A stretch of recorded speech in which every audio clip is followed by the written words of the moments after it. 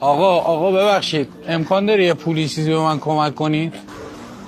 من چیزی ندارم. مهران تو داری؟ یه لحظه وای سلام میام. همون رفیقت کجا رفت؟ لابد رفت از آبر پول بگیره، نمیدونم. آقا کجاست؟ رسیدیم همینجاست. آقا بزنم اینجا. دستت درد نکنه.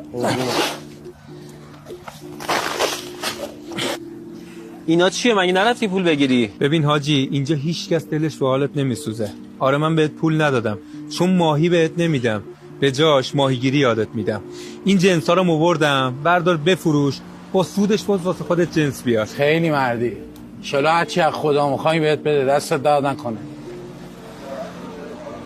داداش همون پوله رو میدادی از اول راحت‌تر بودیم دیگه. پول دادم بهش یه شبه سیرش میکنه، ولی کار کردن یه عمر. کاش همه ما یاد بگیریم اینجوری به هم دیگه کمک کنیم. بیا بریم.